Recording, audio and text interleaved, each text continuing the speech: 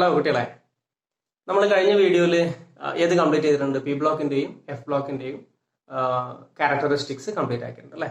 നമുക്ക് ഈ ചാപ്റ്ററിൽ ഇനിയുള്ള ഒരു ടോപ്പിക് ഏതാണ്? ഡി ബ്ലോക്ക് എലമെന്റ്സിന്റെ ക്യാരക്ടറിസ്റ്റിക്സ്, ഡി ബ്ലോക്ക് മൂലകങ്ങളുടെ എന്താണ് കുറച്ച് പ്രത്യേകതകൾ. ഓക്കെ, അപ്പോൾ ആ കാര്യങ്ങൾ നമുക്ക് നോക്കാം. Characteristics of D block elements, D block എന്താണ് മൂലകങ്ങളുടെ പ്രത്യേകതകൾ.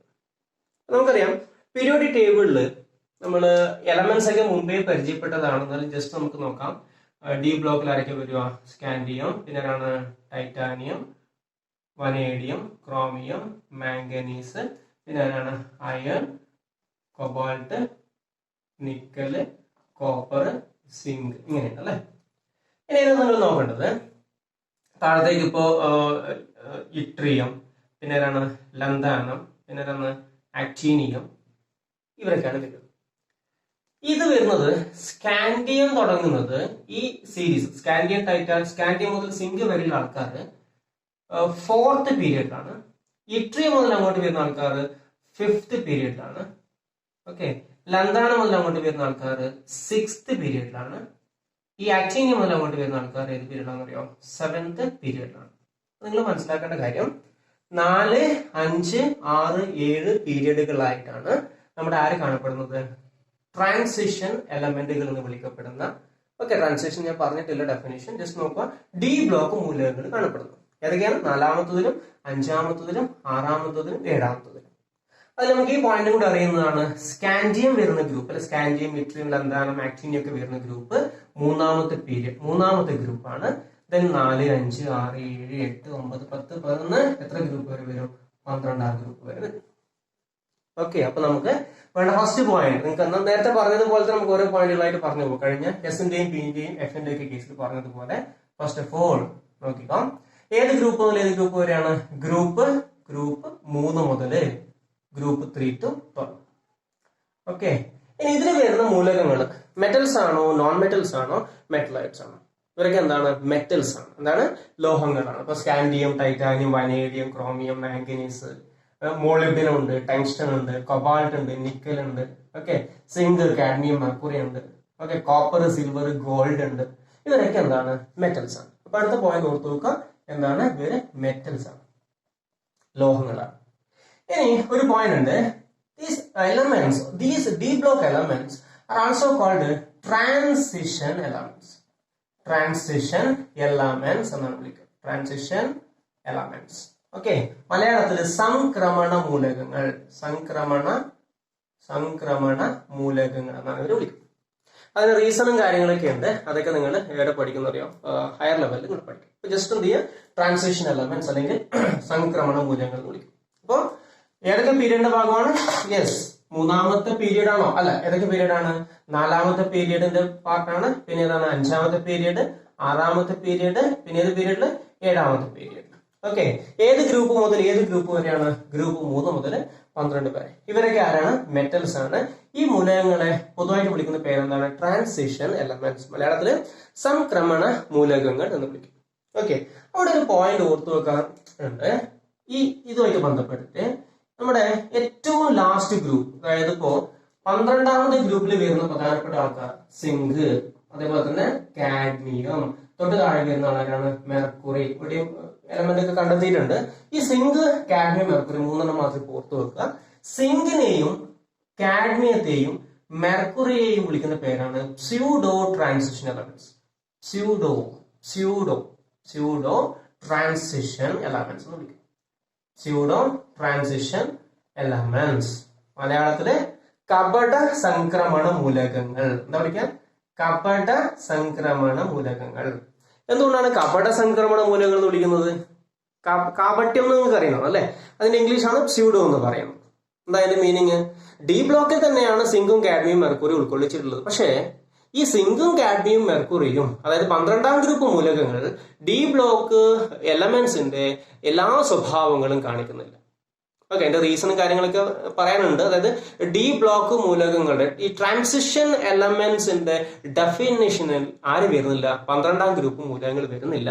പക്ഷെ അതിന്റെ ലാസ്റ്റ് ഇലക്ട്രോണുകൾ നിറയുന്നത് ഡി സബ്ഷെല്ലിലാണ്. അതുകൊണ്ട് അവർ ഡി ബ്ലോക്കിൽ തന്നെ ഉൾക്കൊള്ളിക്കുന്നു. അപ്പോൾ ഡി ബ്ലോക്ക് മൂലകങ്ങളുടെ എല്ലാ സ്വഭാവങ്ങളും ഓക്കെ, കാണിക്കാത്തത് കൊണ്ട് അവരെ നമുക്ക് എന്ത് വിളിക്കാം? സ്യൂഡോ ട്രാൻസിഷൻ എലമെന്റ്സ് അല്ലെങ്കിൽ കപട സംക്രമണ മൂലകങ്ങൾ എന്ന് വിളിക്കും. ഓക്കെ, ആ കാര്യം മനസ്സിലാക്കി വെക്കുക. Okay, yes. ഇനി ഓക്കെ, നെക്സ്റ്റ് നമുക്ക് വേണ്ടത് ഇലക്ട്രോണിക് കോൺഫിഗറേഷൻ ആണ്. നമ്മൾ പഠിച്ചിട്ടുണ്ട് എന്താണ്, ഡി ബ്ലോക്ക് എടുക്കുകയാണെങ്കിൽ അവസാനത്തെ ഇലക്ട്രോണുകൾ വന്ന് നിറയുന്നത് എവിടെയാണെന്ന് പറയാം? ഡി സബ് ഷെല്ലിലാണ് അവസാനത്തെ ഇലക്ട്രോൺ എന്ന് പറയുന്നത്. അത് ഞാൻ മുമ്പ് പറഞ്ഞിട്ടുണ്ട്.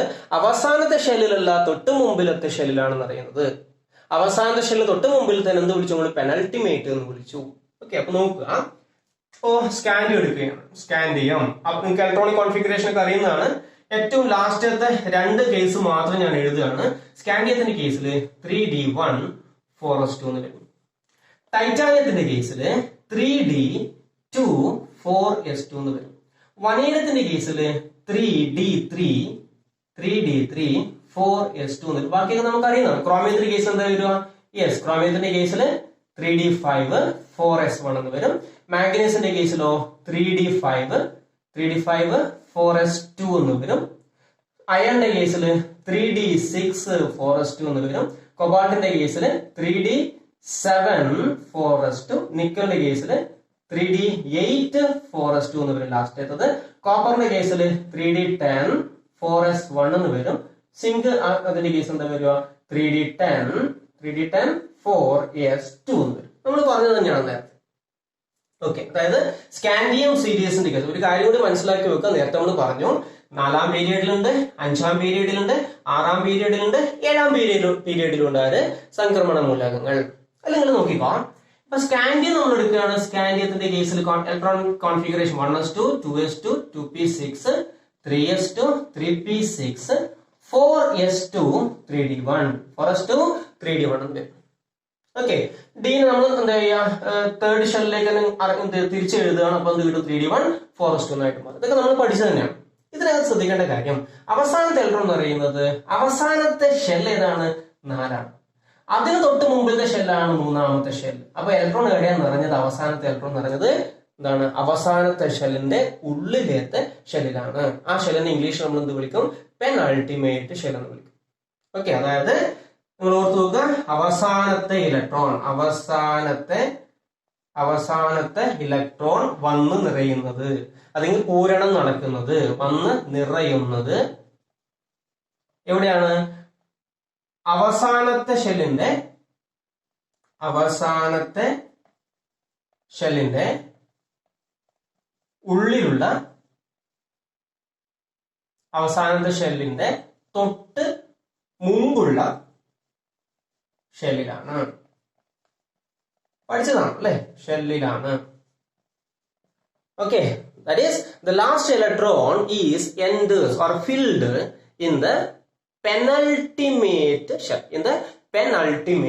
ഇംഗ്ലീഷിലേക്ക് വരുമ്പോൾ പെനൾട്ടിമേറ്റ് ഷെൽ എന്ന് ഓർത്തോ. Penultimate shell. Okay, yes. അവസാനത്തെ ഇലക്ട്രോൺ വന്നു നിറയുന്നത് അവസാനത്തെ ഷെല്ലിന്റെ തൊട്ടു മുമ്പുള്ള ഷെല്ലിലാണ്. മീൻസ് പെനൾട്ടിമേറ്റ് ഷെല്ലിലാണ്. ഇംഗ്ലീഷിലാകുമ്പോൾ the last electron is filled in the penultimate shell. അല്ലെങ്കിൽ പെനൾട്ടിമേറ്റ് ഷെല്ലിലുള്ള ഏത് സബ് ഷെല്ലിൽ നിന്നും ഓർത്ത് നോക്കുക? ഡി സബ് ഷെല്ലിലാണെന്ന് ഓർത്ത് നോക്കുക. Okay, yes. നെക്സ്റ്റ് നമുക്ക് വേണ്ടത് നിങ്ങൾ നോക്കിക്കോ. നമ്മൾ എസ് ബ്ലോക്കും ബി ബ്ലോക്കും പറയുമ്പോൾ ഓരോ ഗ്രൂപ്പുകളായിട്ട് പഠിച്ചു. ഓരോ ഗ്രൂപ്പിലും അവരെന്ത് കാണിക്കുന്നുണ്ട്? സിമിലാരിറ്റി കാണിക്കുന്നുണ്ട്. ഓരോ ഗ്രൂപ്പിലും എന്ത് കാണിക്കുന്നുണ്ട്? സിമിലാരിറ്റി കാണിക്കുന്നുണ്ട്. എന്തുകൊണ്ടാണ് സിമിലാരിറ്റി കാണിക്കുന്നത്? ഇപ്പൊ എസ് ബ്ലോക്ക് എടുക്കുക. ഫസ്റ്റ് ഗ്രൂപ്പ് ആണെങ്കിൽ അവസാനത്തെ എസ് സബ് ഷെല്ലിൽ ഒരു ഇലക്ട്രോൺ ഉണ്ടാവും. സെക്കൻഡ് ഗ്രൂപ്പ് ആണെങ്കിൽ അവസാനത്തെ എസ്സിൽ എന്തുണ്ടാവും? 2 ഇലക്ട്രോൺ ഉണ്ടാവും. അപ്പൊ ഒന്നാം ഗ്രൂപ്പ് മൂലകങ്ങൾക്കൊക്കെ എന്തുണ്ട്? ബാഹ്യതമ ഷെല്ലിൽ ഒരേ ഇലക്ട്രോൺ വിന്യാസമാണ്. രണ്ടാം ഗ്രൂപ്പിന് എന്താണ്? ബാഹ്യതമ ഷെല്ലിൽ ഒരേ ഇലക്ട്രോൺ വിന്യാസമാണ്. അതുകൊണ്ട് ഒന്നാം ഗ്രൂപ്പ് മൂലകങ്ങൾ പൊതു സ്വഭാവം കാണിക്കും, രണ്ടാം ഗ്രൂപ്പ് മൂലകങ്ങൾ പൊതു സ്വഭാവങ്ങൾ കാണിക്കും.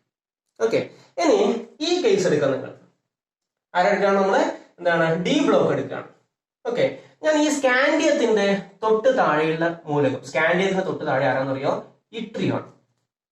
ഇട്രിയത്തിന്റെ ഇതുപോലെ അവസാനത്തതും തൊട്ട് മുമ്പിലത്തതും ഇലക്ട്രോൺ വിന്യാസം മാത്രം എഴുതിയാല് ഞാൻ പറഞ്ഞിട്ടുണ്ട്, ഒരു ഗ്രൂപ്പില് താഴേക്ക് പോകുമ്പോൾ ഷെല്ലിന്റെ എണ്ണം കൂടും.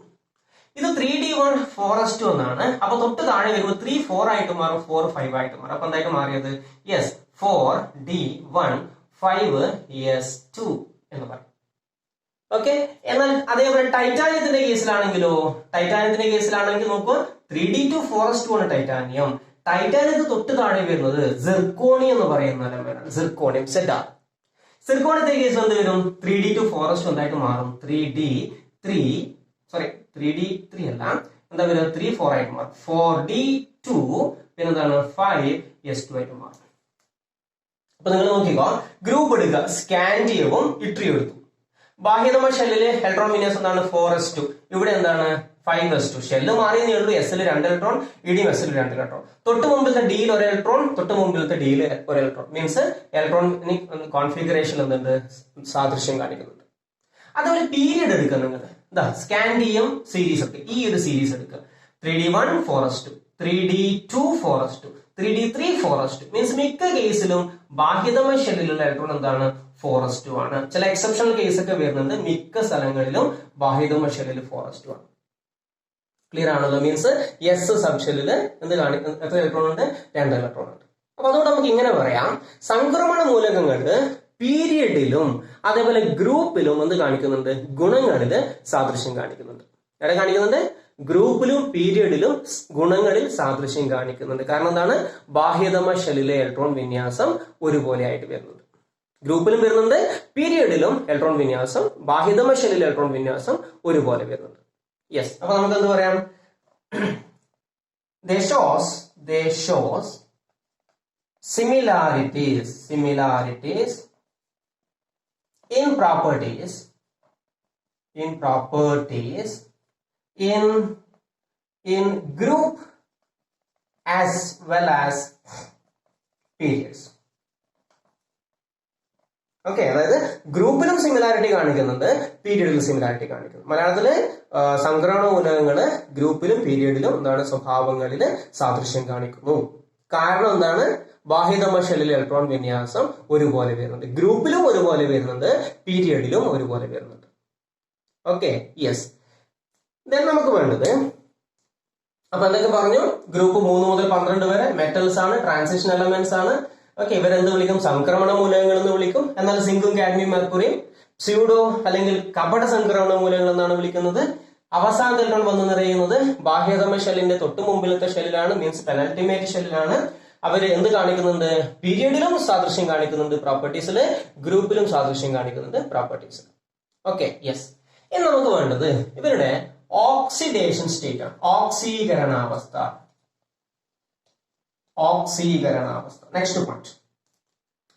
നെക്സ്റ്റ് പോയിന്റ് നമുക്ക് വേണ്ടത് ഓക്സീകരണാവസ്ഥ. ഇത്രയേ ഉള്ളൂ. ദേ ഷോസ്, നമ്മള് എഫിന്റെ കേസിൽ പറഞ്ഞതാണ്. അതുപോലെ ഇവിടെ ദേ ഷോസ് വേരിയബിൾ ഓക്സിഡേഷൻ സ്റ്റേറ്റ്. അതായത് വ്യത്യസ്ത ഓക്സീകരണാവസ്ഥ കാണിക്കും. മലയാളത്തില് വ്യത്യസ്ത ഓക്സീകരണാവസ്ഥ, ഇംഗ്ലീഷ് പറയുമ്പോൾ വേരിയബിൾ ഓക്സിഡേഷൻ സ്റ്റേറ്റ് കാണിക്കും. ഓക്കെ. അതായത് അതിനൊരു റീസൺ പറയുന്നുണ്ട്. അപ്പൊ നമ്മൾ പറഞ്ഞു, അതേപോലെ തന്നെ വേരിയബിൾ ഓക്സിഡേഷൻ സ്റ്റേറ്റ് എന്ന് പറയുമ്പോൾ അവന് എന്തും കൂടി ഉണ്ടെന്ന് അറിയോ? വേരിയബിൾ വാലൻസിയും കൂടിയുണ്ട്. സംയോജകത, വേരിയബിൾ വാലൻസി കാണിക്കുന്നുണ്ട്. അതുപോലെ തന്നെ വേരിയബിൾ ഓക്സിഡേഷൻ സ്റ്റേറ്റും കാണിക്കുന്നുണ്ട്. അപ്പൊ ഓക്സിഡേഷൻ സ്റ്റേറ്റ് നമുക്ക് നോക്കിയാൽ മതി. ഇനി എന്തുകൊണ്ട് വേരിയബിൾ ഓക്സിഡേഷൻ സ്റ്റേറ്റ് കാണിക്കുന്നു?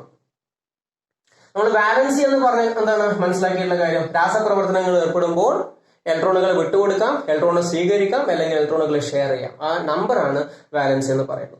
ഓക്സിഡേഷൻ സ്റ്റേറ്റ് എന്ന് പറയുമ്പോഴോ വിട്ടുകൊടുത്ത് വാങ്ങിയോ കിട്ടുന്ന ചാർജ് ആണ് ഓക്സിഡേഷൻ സ്റ്റേറ്റ് എന്ന് പറയുന്നത്, ഓക്സീകരണാവസ്ഥ എന്ന് പറയുന്നത്. ഇവിടെ എന്തുകൊണ്ട് വാരിയബിൾ ഓക്സിഡേഷൻ സ്റ്റേറ്റ് കാണിക്കുന്നു?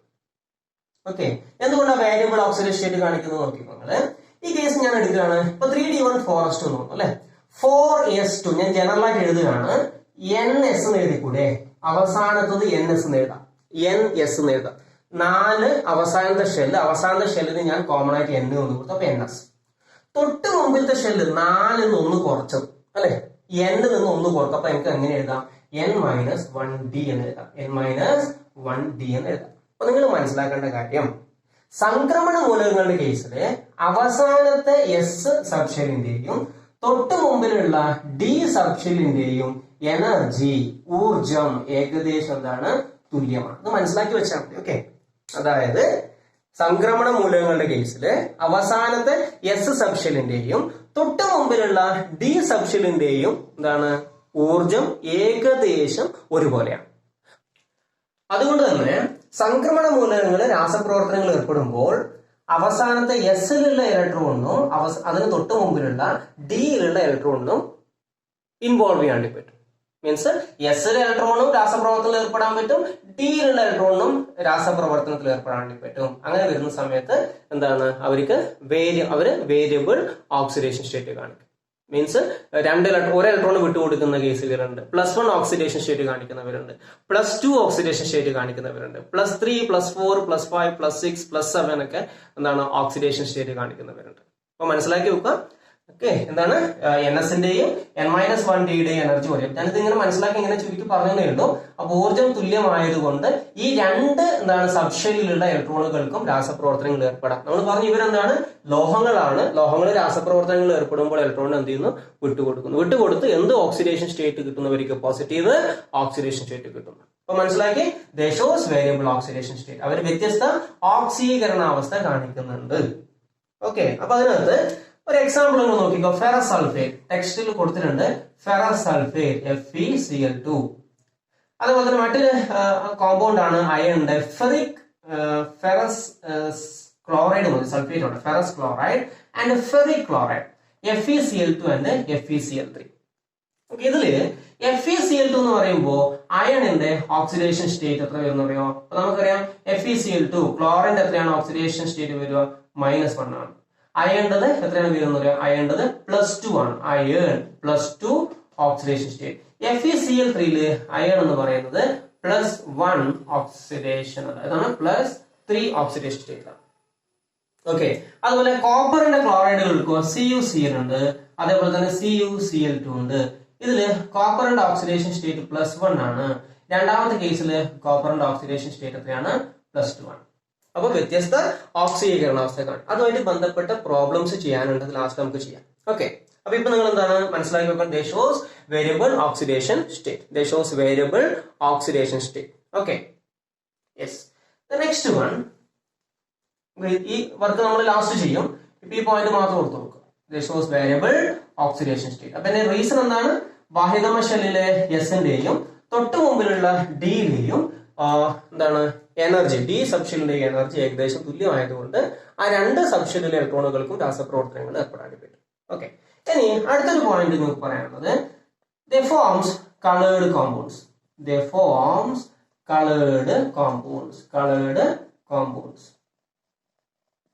അതായത് ട്രാൻസിഷൻ മെറ്റൽസ് അല്ലെ, ട്രാൻസിഷൻ മെറ്റൽസ് എന്ത് ഫോം ചെയ്യുന്നുണ്ട്?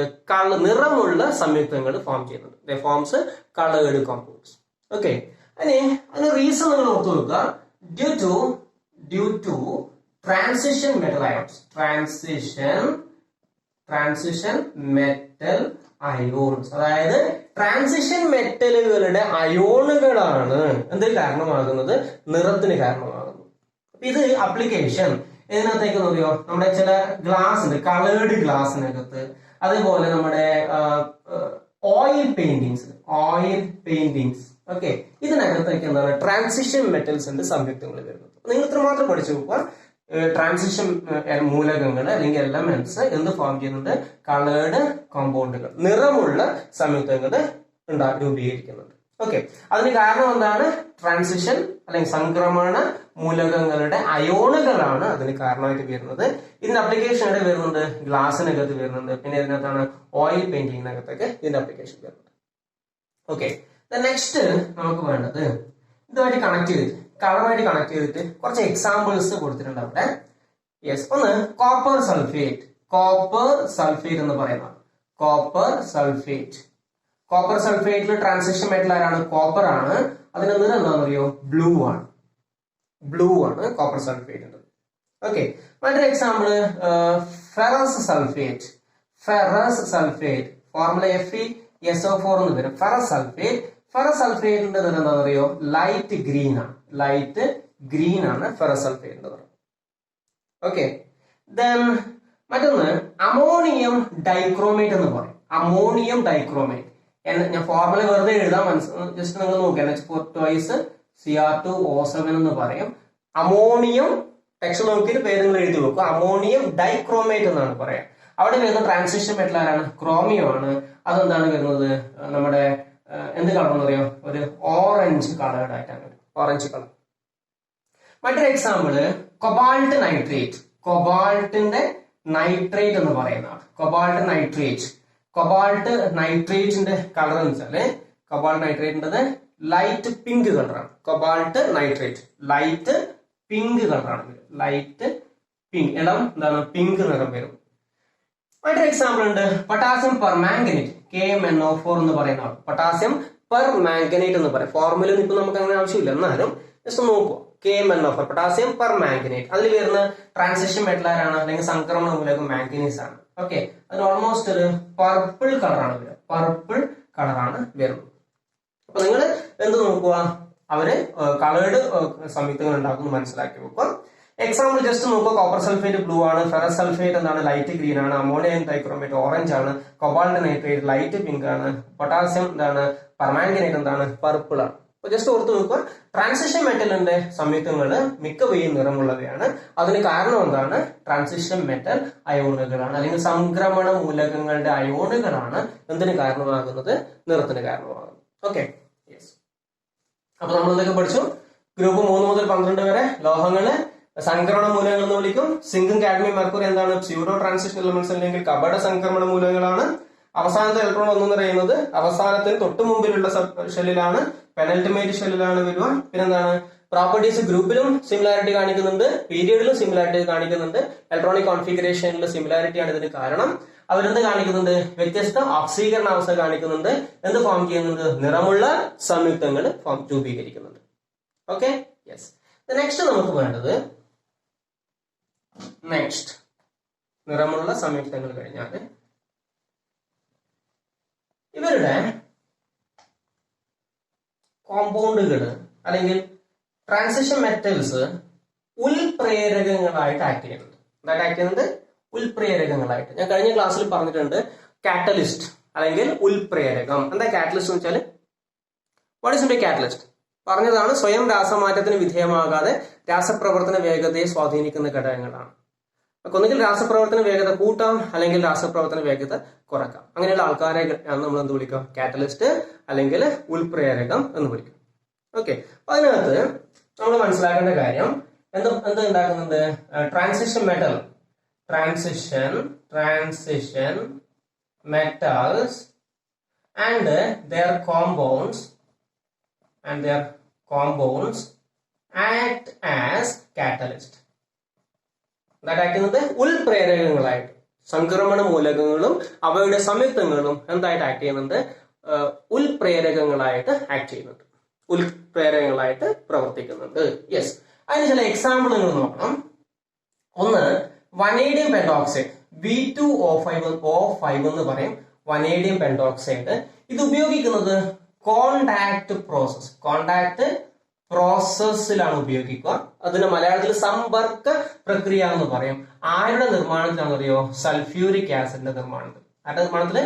സൾഫ്യൂരിക് ആസിഡിന്റെ വ്യാവസായിക നിർമ്മാണത്തിന് വിളിക്കുന്ന പേരാണ് കോണ്ടാക്ട് പ്രോസസ് അല്ലെങ്കിൽ സമ്പർക്ക പ്രക്രിയ എന്ന് പറയും. അതില് വനേഡിയം പെന്റോക്സൈഡ് ആണ് ഉൽപ്രേരകമായിട്ട് ഉപയോഗിക്കുക. അതിൽ വനേഡിയം നോക്കുക നിങ്ങൾ, വനേഡിയം V2O5 വനേഡിയം എന്ന് പറയുന്നതാണ് സംക്രമണ മൂലകമാണ്. ഓക്കെ, മറ്റൊരു കേസ് ഉണ്ട്, സ്പോഞ്ചി അയൺ. എന്തായാണ് വിളിക്കുന്നത്? സ്പോഞ്ചി അയൺ എന്ന് പറയും, ഇരുമ്പ്. ഓക്കെ, സ്പോഞ്ചി അയൺ ഉപയോഗിക്കുന്നത് ഹാബർ പ്രോസസ്സിലാണ്. ഹാബർ പ്രക്രിയയിലാണ് സ്പോഞ്ചി അയൺ ഉപയോഗിക്കുക. അമോണിയയുടെ വ്യാവസായിക നിർമ്മാണത്തിലാണ് ഇത് ഉപയോഗിക്കുന്നത്. ഓക്കെ, മറ്റൊരു കേസ് ഉണ്ട്, ഈ വെജിറ്റബിൾ ഓയിൽസ്. ഓയിൽസ് ആണ് വെജിറ്റബിൾ ഓയിൽ. സസ്യ എണ്ണയിൽ കൂടി ഹൈഡ്രജൻ വാതകം കടത്തിവിടണം. ആര് വാതകം കടത്തിവിടാണ്? ഹൈഡ്രജൻ വാതകം കടത്തിവിടുന്ന നിക്കൽ പോലെയുള്ള ഉൽപ്രേരകത്തിന്റെ സാന്നിധ്യത്തിൽ. നിക്കൽ എന്ന് പറയുന്നത് ട്രാൻസിഷൻ എലമെന്റ് ആണ്. അപ്പൊ നിക്കൽ ഇവിടെ എന്തായിട്ട് ആക്ട് ചെയ്യുന്നു? ഉൽപ്രേരകമായിട്ട്. അങ്ങനെയാണ് നമുക്ക് ചില ഗീ നിങ്ങൾ കേട്ടിട്ടുണ്ടാകും, വനസ്പതി പോലെയുള്ള ഗീ ഒക്കെ ഉണ്ടാക്കുന്നത് ഈ രീതിയിലാണ്. അതായത് സസ്യ എണ്ണയിലേക്ക്, വെജിറ്റബിൾ ഓയിലിലേക്ക് ഹൈഡ്രജൻ കടത്തിവിടണം. ആരാണ് കാറ്റലിസ്റ്റ് ആയിട്ട് ഉപയോഗിക്കുന്നത്? നിക്കലും പ്ലാറ്റിനും ഒക്കെ വരും. നിക്കൽ ഓർത്ത് വെച്ചാൽ നിക്കല്, അപ്പൊ വനസ്പതി ഗീ ഒക്കെ ഉണ്ടാവും. ഓക്കെ, അപ്പോൾ മനസ്സിലാക്കേണ്ട കാര്യം എന്താണ്? ട്രാൻസിഷൻ മെറ്റൽസും അവരുടെ സംയുക്തങ്ങളും എന്തായിട്ട് ആക്ട് ചെയ്യുന്നുണ്ട്? ഉൽപ്രേരകങ്ങളായിട്ട് ആക്ട് ചെയ്യുന്നുണ്ട്. എക്സാമ്പിൾ ഓർത്ത് നോക്കും. വനേഡിയം പെന്റോക്സൈഡ് സമ്പർക്ക പ്രക്രിയ, സ്പോഞ്ചി അയൺ ഹാബർ പ്രക്രിയ, വെജിറ്റബിൾ ഓയിൽസിന്റെ കേസിൽ അതിൽ ഹൈഡ്രജൻ പാസ് ചെയ്യണം, കാര സാന്നിധ്യത്തിലാണ് നടക്കുക, നിക്കലിന്റെ സാന്നിധ്യത്തിലാണ് നടക്കുക.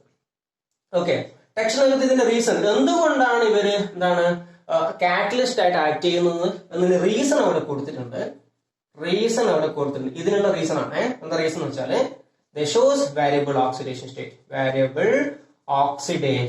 സ്റ്റേറ്റ്, വ്യത്യസ്ത ഓക്സീകരണാവസ്ഥ കാണിക്കുന്നുണ്ട്. വ്യത്യസ്ത ഓക്സീകരണാവസ്ഥ കാണിക്കുന്നതുകൊണ്ട് തന്നെ they act as oxidizing agent and reducing agent. മലയാളത്തിൽ പറഞ്ഞാൽ ഓക്സീകാരിയായിട്ടും അതേപോലെ തന്നെ നിരോക്സീകാരിയായിട്ടും പ്രവർത്തിക്കാൻ വേണ്ടിയിട്ട് ആർക്ക് കഴിയും? സംക്രമണ മൂലകങ്ങൾക്ക് കഴിയും. അപ്പൊ നിങ്ങൾ ഓക്സീകരണം, നിരോക്സീകരണം എന്നൊക്കെ നിങ്ങൾ പഠിച്ചിട്ടുണ്ട്. ഓക്കെ, ഇപ്പൊ ഞാനൊരു എക്സാമ്പിൾ നമുക്ക് പറയാൻ നോക്കിക്കോ. Fe2+ എന്ന് പറയുന്നതാണ്. Fe2+, അതായത് Fe2+ എന്ന് പറയുന്ന ആള് Fe3+ ആയിട്ട് മാറണം. നമുക്കറിയാം അയൺ സാധാരണ കാണിക്കുന്ന രണ്ട് ഓക്സീകരണാവസ്ഥകളാണ് +2ഉം +3. Fe2+ Fe3+ ആയിട്ട് മാറണമെങ്കിൽ ഈ Fe2+ നിന്ന് വീണ്ടും ഒരു ഇലക്ട്രോണിനും കൂടി നഷ്ടപ്പെട്ടാൽ പോരെ? ഒരു ഇലക്ട്രോൺ ലോസ് ചെയ്യുമ്പോൾ ഒരു പോസിറ്റീവ് ചാർജും കൂടി വരുമല്ലോ. അപ്പൊ ഈ Fe2+ നിന്ന് ആര് നഷ്ടപ്പെട്ടു? ഒരു ഇലക്ട്രോൺ നഷ്ടപ്പെട്ടു. അപ്പൊ അതെന്തായിട്ട് മാറി? Fe3+ ആയിട്ട് മാറി. ഇനി ഈ Fe3+ വീണ്ടും ഒരു ഇലക്ട്രോണിനെ സ്വീകരിച്ചു എന്ന് വിചാരിച്ചു. Fe3+ ഒരു ഇലക്ട്രോണിനെ സ്വീകരിക്കുമ്പോൾ 3 പോസിറ്റീവ് ഉള്ളത് 2 പോസിറ്റീവ് ആയിട്ട് മാറും. മീൻസ് ഒരു ഇലക്ട്രോൺ ആദ്യം വന്നല്ലോ അങ്ങോട്ടേക്ക്, നേരത്തെ പോലെ പഴയതുപോലെ. അപ്പൊ എന്തായിട്ട് മാറി? Fe2+ ആയിട്ട് മാറി. ഓക്കെ, അപ്പൊ ഓക്സിഡേഷന്റെ മറ്റൊരു ഡെഫിനിഷനും റിഡക്ഷന്റെ മറ്റൊരു ഡെഫിനിഷനാണ് ഞാൻ പറയുന്നത്. അതൊക്കെ ഡീറ്റെയിൽ ആയിട്ട് നിങ്ങൾക്ക് ഈ വർഷം തന്നെ പഠിക്കാനുണ്ട്. ഓക്സിഡേഷൻ്റെത് ഇലക്ട്രോണിനെ ലോസ് ചെയ്യുന്ന പ്രോസസ്സുകൾ ഓക്സിഡേഷനും ഇലക്ട്രോണിനെ ഗെയിൻ ചെയ്യുന്ന പ്രോസസ്സുകൾ എന്താണ്? റിഡക്ഷനുമാണ്. Oxidation and reduction. Loss of ഇലക്ട്രോണുകളെ നഷ്ടപ്പെടുകയാണെങ്കിൽ ഓക്സീകരണം എന്നും ഇലക്ട്രോണുകളെ സ്വീകരിക്കുകയാണെങ്കിൽ നിരോക്സീകരണം എന്ന് പറയും. ഓക്കെ, എന്താ മനസ്സിലാക്കേണ്ട കാര്യം? ട്രാൻസിഷൻ മെറ്റൽസ് വ്യത്യസ്ത ഓക്സീകരണാവസ്ഥ കാണിക്കുന്നത് കൊണ്ട് അവർക്ക് ഇലക്ട്രോണിനെ സ്വീകരിക്കാനും പറ്റും, ഇലക്ട്രോണിനെ നഷ്ടപ്പെടുത്താനും പറ്റും. മീൻസ് ഇലക്ട്രോണിനെ സ്വീകരിച്ചോ നഷ്ടപ്പെട്ടോ മറ്റൊരു ഓക്സിഡേഷൻ സ്റ്റേറ്റിലേക്ക് ഇവർക്ക് മാറാൻ വേണ്ടി പറ്റും. ഇങ്ങനെയുള്ള റീസൺ കൊണ്ടാണ് ഈ മെറ്റൽസും അവരുടെ സംയുക്തങ്ങളും എന്തായിട്ട് ആക്ട് ചെയ്യുന്നത്? ഉൽപ്രേരകങ്ങളായിട്ട് അല്ലെങ്കിൽ കാറ്റലിസ്റ്റുകളായിട്ട് ആക്ട് ചെയ്യുന്നത്. Okay, yes. അപ്പൊ ഈ കാര്യം കൂടെ അവിടെ പറഞ്ഞിട്ടുണ്ട്. ഇപ്പൊ ഇത്രയാണ് നമ്മൾ പറഞ്ഞ കാര്യങ്ങൾ, കൂടുതലായിട്ടൊന്നുമില്ല. ഫസ്റ്റ് വൺ എന്താണ്? യെസ്, 3 മുതൽ 12 വരെ ഗ്രൂപ്പാണ്, മെറ്റൽസ് ആണ്. പിന്നെന്താ പറഞ്ഞത്? ട്രാൻസിഷൻ മെറ്റൽ എലമെന്റ്സ് അല്ലെങ്കിൽ സംക്രമണ മൂലകങ്ങൾ എന്നറിയപ്പെടും. ഓക്കെ, പിന്നെ 12ാം ഗ്രൂപ്പിലുള്ള ആൾക്കാർ സിങ്കും കാഡ്മിയം മെർക്കുറി എന്താണ്? കപട സംക്രമണ മൂലകങ്ങൾ അല്ലെങ്കിൽ സ്യൂഡോ ട്രാൻസിഷൻ എലമെന്റ്സ് ആണ്. അവസാനത്തെ ഇലക്ട്രോൺ എന്ന് പറയുന്നത് പെനൽറ്റിമേറ്റ് ഷെല്ലിലാണ്. അടുത്തെന്താണ്? പീരിയഡിലും ഗ്രൂപ്പിലും ഗുണങ്ങളിൽ അല്ലെ, പ്രോപ്പർട്ടീസിൽ സാദൃശ്യം കാണിക്കുന്നുണ്ട്. വ്യത്യസ്ത കാണിക്കുന്നുണ്ട്? ഓക്സിഡേഷൻ സ്റ്റേറ്റ് കാണിക്കുന്നുണ്ട്. അതിന്റെ റീസൺ ഞാൻ പറഞ്ഞു. അവസാനത്തെ എസും തൊട്ട് മുമ്പിലത്തെ ഡിയിലെയും എനർജി ഏകദേശം ഒരുപോലെ ആയതുകൊണ്ട് ആ രണ്ടിലുള്ള ഇലക്ട്രോണുകൾക്കും രാസപ്രവർത്തനങ്ങളിൽ ഏർപ്പെടാം. അതുകൊണ്ട് വേരിയബിൾ ഓക്സിഡേഷൻ സ്റ്റേറ്റ് കാണിക്കുന്നു. നെക്സ്റ്റ് നിറമുള്ള സംയുക്തങ്ങൾ ഉണ്ടാക്കുന്നുണ്ട്. കാരണം എന്താണ്? ഈ ട്രാൻസിഷൻ മെറ്റലുകളുടെ അയോണുകളാണ് നിറത്തിന് കാരണമെന്ന് ഞാൻ പറഞ്ഞു. ഡീറ്റെയിൽ ആയിട്ടുള്ള കാര്യങ്ങൾ പിന്നീട് പഠിക്കും. ഓക്കെ, നെക്സ്റ്റ് എന്താ പറഞ്ഞത്? ഇവരുടെ അതായത് ട്രാൻസിഷൻ മെറ്റൽസും അവരുടെ സംയുക്തങ്ങളും ഉൽപ്രേരകങ്ങളായിട്ട് ആക്ട് ചെയ്യുന്നുണ്ട്. അതിന് ചില എക്സാമ്പിളും പറഞ്ഞു. ഓക്കെ, ഏതാണ്? വനേഡിയം പെന്റോക്സൈഡ്, പിന്നെ സ്പോഞ്ചി അയൺ, പിന്നെ നിക്കലൊക്കെ ഞാൻ എക്സാമ്പിൾ ആയിട്ട് പറഞ്ഞു. എന്തുകൊണ്ടാണ് ഉൽപ്രേരകങ്ങളായിട്ട് ആക്ട് ചെയ്യുന്നത്? Why they act as catalyst? എന്താണ് പറഞ്ഞത്? യെസ്, അവിടെ എന്താ സംഭവിക്കുന്നത്? അവിടെ they shows variable oxidation state. Variable oxidation state കാണിക്കുന്നതുകൊണ്ട് തന്നെ അവർക്ക് ഓക്സിഡേഷൻ നടക്കും, റിഡക്ഷൻ നടക്കും. നമ്മൾ ആ പ്രോപ്പർട്ടീസ് ലാസ്റ്റ് പറഞ്ഞതില്ലേ, കാറ്റലിസ്റ്റിന്റെ കേസിൽ അല്ലെ, ട്രാൻസിഷൻ മെറ്റലുകൾ എന്താ പറഞ്ഞത്? ട്രാൻസിഷൻ മെറ്റലുകൾ വേരിയബിൾ ഓക്സിഡേഷൻ സ്റ്റേറ്റ് കാണിക്കുന്നുണ്ട്, അല്ലെങ്കിൽ അവർ ഓക്സിഡൈസിങ് ഏജന്റ് ആയിട്ടും റെഡ്യൂസിങ് ഏജന്റ് ആയിട്ട് ആക്ട് ചെയ്യുന്നുണ്ട്. അപ്പൊ അവിടെ ഞാൻ പറഞ്ഞു ഇലക്ട്രോണുകളെ ലോസ് ചെയ്യുകയാണെങ്കിൽ ഇലക്ട്രോണുകളെ ലോസ് ചെയ്യുകയാണെങ്കിൽ ഓക്സിഡേഷൻ എന്നും, ഇലക്ട്രോണുകളെ ഗെയിൻ ചെയ്യുകയാണെങ്കിൽ റിഡക്ഷൻ എന്ന് വിളിക്കും. ഓക്സിഡേഷന്റെ മലയാളം ഓക്സീകരണം, റിഡക്ഷന്റെ മലയാളം നിരോക്സീകരണം. ഈ ഒരു പോയിന്റ് തന്നെ നമുക്ക് ഇനി ഈ നെക്സ്റ്റ് ചാപ്റ്ററുകൾ നമുക്ക് പറയാനുള്ളതാണ്. എന്നാലും ജസ്റ്റ് ഓക്സിഡൈസിങ് ഏജന്റ് എന്താണെന്ന് നിങ്ങൾ മനസ്സിലാക്കി വെക്കുക. ഓക്സിഡൈസിങ് ഏജന്റ് എന്ന് വെച്ചാൽ മലയാളത്തില് ഓക്സീകാരി. ഓക്സീകരണത്തിന് സഹായിക്കുന്ന ആൾക്കാരെ ഓക്സിഡൈസിങ് ഏജന്റ് എന്ന് വിളിക്കും. റെഡ്യൂസിങ് ഏജന്റ് എന്ന് പറയുമ്പോൾ എന്താണ്? നിരോക്സീകാരി എന്ന് പറയും. അതായത് നിരോക്സീകരണത്തിന് സഹായിക്കുന്ന ആളെ റെഡ്യൂസിങ് ഏജന്റ് എന്ന് പറയും. നിങ്ങൾ മനസ്സിലാക്കി വെക്കേണ്ട കാര്യം, ഓക്സീകാരിക്ക് എപ്പോഴും നിരോക്സീകരണവും നിരോക്സീകാരിക്ക് എപ്പോഴും ഓക്സീകരണവുമാണ് സംഭവിക്കുക. അപ്പൊ ഞാൻ പറഞ്ഞു, ട്രാൻസിഷൻ മെറ്റൽസിന് ഓക്സിഡേഷനും നടക്കും റിഡക്ഷനും നടക്കുന്നുണ്ട്. ഓക്സീകരണവും നടക്കും, നിരോക്സീകരണം നടക്കും. മീൻസ് നിരോക്സീകാരിയായിട്ടും അതേപോലെ തന്നെ ഓക്സീകാരിയായിട്ടും, അതായത് റെഡ്യൂസിങ് ഏജന്റ് ആയിട്ടും ഓക്സിഡൈസിങ് ഏജന്റ് ആയിട്ടും ആർക്ക് ആക്ട് ചെയ്യാൻ പറ്റുന്നുണ്ട്? നമ്മുടെ ട്രാൻസിഷൻ മെറ്റൽസിന് പറ്റുന്നുണ്ട്. അതുകൊണ്ടാണ് അവര് എന്താണ് ഉൽപ്രേരകങ്ങളായിട്ട് ആക്ട് ചെയ്യുന്നത്. അത് അതിനുള്ളൊരു റീസൺ ആണ്. മറ്റു ചില റീസണും കൂടി ഉണ്ട്. Okay, yes. ഇനി ഇത് നമുക്ക് ലാസ്റ്റ് പറയേണ്ടത്, നമ്മൾ നേരത്തെ എടുത്തിട്ടുള്ള വേരിയബിൾ ഓക്സിഡേഷൻ സ്റ്റേറ്റുമായിട്ട് കണക്ട് ചെയ്തിട്ട് ചില ക്വസ്റ്റ്യൻസ് ഉണ്ട്. ഇലക്ട്രോണിക് കോൺഫിഗറേഷൻ എഴുതാൻ വേണ്ടിയിട്ടാണ്. ഇപ്പോ FeCl2 ferrous chloride and ferric chloride, FeCl3. ഇതില് അയൺ ഏത് ഓക്സിഡേഷൻ സ്റ്റേറ്റിലാണ് നോക്കണം. അത് നോക്കാൻ വേണ്ട എളുപ്പ വഴിയാണ്. നിങ്ങൾക്കറിയാം ഹാലജൻ, FeCl2 ഞാൻ എടുക്കുകയാണ്, FeCl2 അല്ലെ. ഹാലജൻ എന്ന് പറയുന്നത്, അതിന് മുമ്പ് ഒരു കാര്യം കൂടി പറയാം, FeCl2 എന്ന് പറയുന്നത് ന്യൂട്രൽ ആണ്. ന്യൂട്രൽ പറയുമ്പോൾ എന്താണ്? അതിന്റെ ചാർജ് 0 ആണ്. എങ്ങനെയാണ് ഇത് ചാർജ് 0 ആകുന്നത്? ഈ അയണിന്റെയും ഈ ക്ലോറിന്റെയും ചാർജ് കൂട്ടിയാൽ നമുക്ക് എത്ര കിട്ടണം? ഉത്തരം 0 എന്ന് കിട്ടണം. നമുക്ക് ക്ലോറിന്റെ ഓക്സിഡേഷൻ സ്റ്റേറ്റ് അറിയാം അല്ലെ. എത്രയാണ് ക്ലോറിൻ്റെത്? ക്ലോറിൻ 17ാം ഗ്രൂപ്പാണ്, ഓരോ ഇലക്ട്രോണിന് സ്വീകരിക്കും. അതുകൊണ്ട് ക്ലോറിന്റെ ഓക്സിഡേഷൻ സ്റ്റേറ്റ് എത്രയാണ്? -1 ആണ്. ഇനി അയണിന്റെ ഓക്സിഡേഷൻ സ്റ്റേറ്റ് നമുക്ക് അറിയണം അല്ലെ. അപ്പൊ അയണിൻ്റെതും ഞാൻ X ആയിട്ട് എടുക്കാം.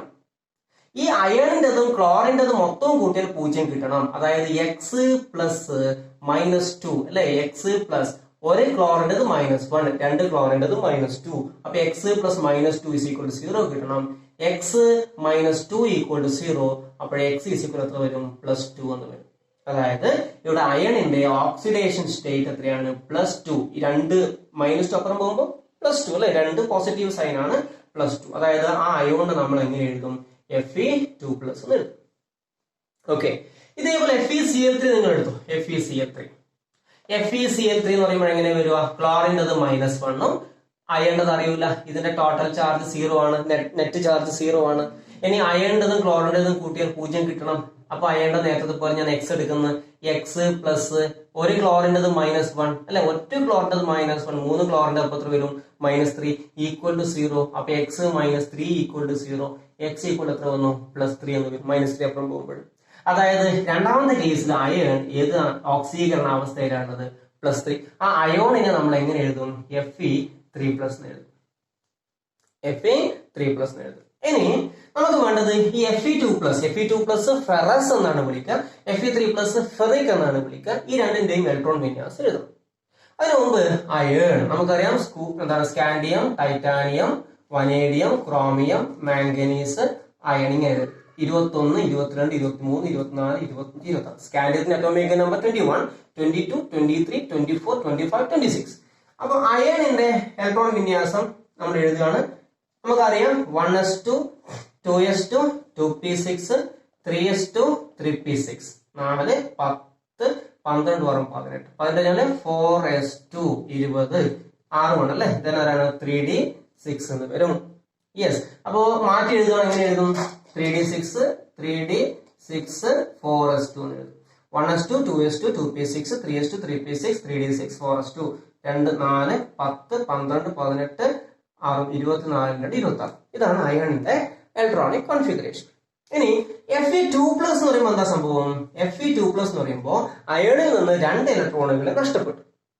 ഓക്കെ, ഇനി ആ 2 ഇലക്ട്രോണുകൾ എവിടുന്നാണ് നഷ്ടപ്പെടുക എന്നുള്ളത് നോക്കിയാൽ എപ്പോഴും ഇലക്ട്രോണുകൾ നഷ്ടപ്പെടുക ബാഹ്യതമ ഷെല്ലിൽ നിന്നാണ്. ഏറ്റവും അവസാനത്തെ ഷെല്ലിൽ നിന്നാണ് ഇലക്ട്രോൺ നഷ്ടപ്പെടുക. ഇവിടെ ഏതാണ് ഏറ്റവും അവസാനത്തെ ഷെല്ല്? 4 അല്ലെ. അപ്പൊ 4ാമത്തെ ഷെല്ലിൽ നിന്നാണ് ഇലക്ട്രോണുകൾ എന്ത് ചെയ്യുക? ലോസ് ചെയ്യേണ്ടത് നിങ്ങൾ. ഇനി ഇത് ചില സമയത്ത് നിങ്ങൾ എങ്ങനെ എഴുതിയിട്ട് വെച്ചു എന്ന് ചോദിച്ചു. 4s2, 3d6 എന്ന് എഴുതിയിട്ട് ഈ 3dയിൽ നിന്ന് 2 ഇലക്ട്രോണുകളെ കളയാൻ പാടില്ല, അത് തെറ്റും. അപ്പൊ ശ്രദ്ധിക്കേണ്ടത് ഏറ്റവും അവസാനത്തെ ഷെല്ല് നോക്കുക. 4 ആണ് ഏറ്റവും അവസാനത്തെ ഷെല്ല്. അതിൽ നിന്നാണ് ഇലക്ട്രോണുകളെ റിമൂവ് ചെയ്യേണ്ടത്. അപ്പൊ നോക്കിക്കോ, Fe2+ എന്ന് പറയുമ്പോൾ 2 ഇലക്ട്രോണുകൾ നഷ്ടപ്പെടും. ഈ 2 പോയി. അപ്പം ബാക്കി എന്ത് വരും? 1s2, 2s2, 2p6, 3s2, 3p6, 3d6 എന്ന് വരും. യെസ്. നെക്സ്റ്റ് ഇതേപോലെ Fe3+ന്റെ കേസ് നോക്കണം. Fe3+ പറയുമ്പോൾ അയണിൽ നിന്ന് 3 ഇലക്ട്രോണുകൾ നഷ്ടപ്പെടണം. ഈ 4sൽ നിന്ന് 2 ഇലക്ട്രോൺ പോകും. ബാക്കിയുള്ള ഒരു ഇലക്ട്രോൺ എവിടുന്ന് പോകും? 3d പോകും. ഇവിടുന്ന് 2 പോയി, ഇവിടുന്ന് 1 പോയി. ഇപ്പൊ ബാക്കി എന്ത് വരും? 1s2, 2s2, 2p6, 3s2, 3p6, 3d6 എന്ന് ഒരെണ്ണം പോയി. അപ്പൊ 3d5 ആയിട്ട് മാറും. ഇതാണ് Fe3+ന്റെ ഇലക്ട്രോണിക് കോൺഫിഗറേഷൻ. ഇത് പരീക്ഷയ്ക്ക് എഴുതാൻ ചോദിക്കുന്നതാണ്. Okay, yes. നെക്സ്റ്റ് നമ്മൾ നോക്കി ഇതേപോലെ മറ്റൊരു കേസ് എടുക്കുകയാണ്. കോപ്പറിന്റെ 2 കോമ്പൗണ്ടുകൾ CuCl ആൻഡ് CuCl2 ആണ്. നേരത്തെ ചെയ്തപോലെ നിങ്ങൾക്ക് കാണാൻ വേണ്ടി പറ്റും. ഈ കേസിൽ കോപ്പറിന്റെ ഓക്സിഡേഷൻ സ്റ്റേറ്റ് +1 ആണ്. ഈ കേസിൽ കോപ്പറിന്റെ ഓക്സിഡേഷൻ സ്റ്റേറ്റ് എത്രയാണെന്ന് അറിയോ? +2 ആണ്. ഞാൻ പറഞ്ഞതുപോലെ ചെയ്താൽ നിങ്ങൾക്ക് കിട്ടും. അപ്പൊ കോപ്പർ എങ്ങനെ എഴുതും? Cu+ എന്ന് എഴുതും. ഇത് നമ്മൾ എങ്ങനെ എഴുതും? Cu2+ എന്ന് എഴുതും. ഓക്കെ, ഇത് ചെയ്തതുപോലെ കോപ്പറിന്റെയും കോപ്പർ അതേപോലെ തന്നെ copper plus ion, copper 2+ ion, ഈ മൂന്നിന്റെയും ഇലക്ട്രോണിക് കോൺഫിഗറേഷൻ എഴുതും. എങ്ങനെ എഴുതും നമ്മള്? യെസ്, ആദ്യം കോപ്പർ എടുക്കണം അല്ലെ. കോപ്പറിന്റെ എത്ര വരിക? കോപ്പറിന്റെ അറ്റോമിക് നമ്പർ 29 അല്ലെ. കോപ്പർ 29 ആണ് വരിക. ഇലക്ട്രോണിക് കോൺഫിഗറേഷൻ എങ്ങനെ വരും? ഇപ്പോ 1s2, 2s2, 2p6, 3s2, 3p6, 3s2, 3p6. Next ആരെ വരും? യെസ്, 3d10 എന്താ വരിക? 4s1 എന്ന് വരും അല്ലെ. യെസ്, 2, 4, 10, 12, 18, 10, 28, 29. 3d10, 4s1. ഇതാണ് കോപ്പറിന്റെ ഇലക്ട്രോണിക് കോൺഫിഗറേഷൻ. കോപ്പർ പ്ലസ് എന്ന് വരുമ്പോൾ എന്താ സംഭവിക്കുക? കോപ്പർ പ്ലസ് എന്ന് വരുമ്പോൾ എന്താണ് വേണ്ടത്? 1s2. അവസാനത്തെ ഒരു ഇലക്ട്രോൺ കളയാം. 1s2, 2s2, 2p6, 3s2, 3p6 എന്തായിട്ട് മാറി? 3d10 ആയിട്ട് മാറി. കോപ്പർ +2 എന്ന് പറയുമ്പോഴോ, കോപ്പർ +2 ഓക്സിഡേഷൻ സ്റ്റേറ്റ് വരുമ്പോഴോ 4s എന്ന് ഒരു ഇലക്ട്രോൺ പോയി. ഈ 3d നിന്ന് വീണ്ടും ഒരു ഇലക്ട്രോണും കൂടി പോകും. അപ്പൊ എന്തായിട്ട് മാറുന്നത്? 1s2, 2s2, 2p6, 3s2, 3p6, 3d9 ആയിട്ട് മാറും. Okay, yes. ഇത് ഇമ്പോർട്ടന്റ് ആണ്. യെസ്, ഇതൊരു കണ്ടന്റ് ഒരു 4 എക്സാമ്പിൾ കൂടി കൊടുത്തിട്ടുണ്ട് ടെക്സ്റ്റ്. അപ്പൊ നിങ്ങൾ മനസ്സിലാക്കേണ്ട കാര്യം, ഏറ്റവും അവസാനത്തെ ഷെല്ലിൽ നിന്നാണ് ആദ്യം ഇലക്ട്രോണിനെ റിമൂവ് ചെയ്യേണ്ടത്.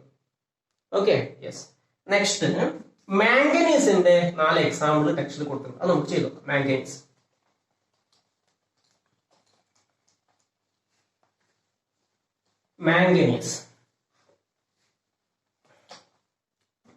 first one MnCl2, next one MnO2, next one Mn2O3, and last one Mn2O7. ഇത്രയും കാര്യങ്ങൾ നോക്കിക്കൊന്നുകൂടെ. MnCl2 എല്ലാ ആൾക്കാരും എന്താണ്? ചാർജ് 0 ആണ്. എനിക്ക് മാംഗനീസിന്റെ ഓക്സിഡേഷൻ സ്റ്റേറ്റ് കണ്ടെത്തണം, ഓക്സീകരണ അവസ്ഥ കാണണം. ഞാൻ നേരത്തെ പറഞ്ഞതുപോലെ നിങ്ങൾ നോക്കിക്കോ. ക്ലോറിന്റെ ഓക്സിഡേഷൻ സ്റ്റേറ്റ് എത്രയാണ്? -1. മാംഗനീസിന്റെ എക്സൈറ്റ് എടുക്കുക. ഓക്സിജൻ 16ാം ഗ്രൂപ്പാണ്. ഓക്സിജന്റെ ഓക്സിഡേഷൻ സ്റ്റേറ്റ് എപ്പോഴും എത്രയാണെന്ന് ഞാൻ പറഞ്ഞിട്ടുണ്ട്? -2. മാംഗനീസിന്റെ എക്സൈറ്റ് എടുക്കുന്നത്. ഈ ഓക്സിജൻ -2, മാംഗനീസിന്റെ എക്സൈറ്റ് എടുക്കുക.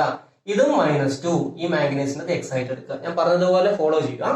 ഇനി x പ്ലസ് -1 into 2 അപ്പൊ എത്ര വരും? -2 ഈക്വൽ എത്ര കിട്ടണം? 0. അപ്പൊ x -2 equal to 0. x is equal എത്ര വന്നു? +2 എന്ന് വന്നു. ഈ കേസിൽ മാംഗനീസ് +2 ഓക്സിഡേഷൻ സ്റ്റേറ്റിലാണ് ഉള്ളത്. രണ്ടാമത്തെ നിങ്ങൾ നോക്കിക്കോ. മാംഗനീസ് അല്ലെ.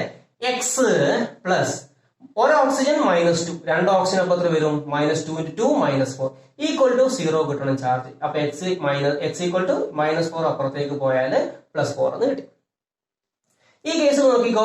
ഒരു മാംഗനീസിന്റെ x, അപ്പൊ 2 മാംഗനീസിന്റെതോ 2x എന്ന് എഴുതി കൂടെ? യെസ്. പ്ലസ് ഒരു ഓക്സിജന്റെ -2, 3 ഓക്സിജന്റെതോ -2 into 3 അപ്പൊ -6 ഈക്വൽ എത്ര കിട്ടണം? 0. 2x -6 equal to 0. അപ്പോ 2x ഈക്വൽ ടു എന്ത് കിട്ടി? +6. x is equal to +6/2 അപ്പൊ എത്ര വരും? +6/2 yes +3 എന്ന് വരും. മാംഗനീസ് +3 ഓക്സിഡേഷൻ സ്റ്റേറ്റ് ആണ്. അവസാനത്തെ ഒന്നും കൂടി നോക്കുക. ഇതേപോലെ 2 മാംഗനീസ് ഉണ്ട്. അപ്പൊ 2x, എനിക്ക് ഒരു മാംഗനീസിന്റെ ഓക്സിഡേഷൻ സ്റ്റേറ്റ് കാണുള്ളൂ. അപ്പൊ 2x പ്ലസ് -2 into 7 എത്ര വരും? -14. -2 into 7 എത്രയാണ്? -14 ഈക്വൽ ടു 0 കിട്ടണം. അങ്ങനെയാണെങ്കിൽ x എത്ര വരിക? Yes, 2x equal two plus 14. x is equal to 14/2. അപ്പൊ എത്ര വരിക? 7 അല്ലെ? അപ്പൊ എത്ര വരും ഇവിടെ? +7 ആണ് വരും. നിങ്ങൾ നോക്കുക, +2 ഓക്സിഡേഷൻ സ്റ്റേറ്റിലുണ്ട്, +4 +3 +7 അപ്പൊ നോക്കിക്കോ, മാംഗനീസ് ഈ കേസിൽ ഏതാണ്? +4 സ്റ്റേറ്റിലാണ്. ഈ കേസിൽ ഏതാണ്? മാംഗനീസ് +3 സ്റ്റേറ്റിലാണ്. ഈ കേസിൽ മാംഗനീസ് ഏത് സ്റ്റേറ്റിലാണ്? +7 സ്റ്റേറ്റിലാണുള്ളത്. മാംഗനീസിന്റെ അറ്റോമിക് നമ്പർ എത്രയാണ്? Scandium, titanium, vanadium, chromium, manganese 21, 22, 23, 24, 25 ആണ് മാംഗനീസ്. മാംഗനീസിന്റെ atomic number 25. ഇനി എഴുതാം. എങ്ങനെ വരിക മാംഗനീസിന്റെ കേസിൽ?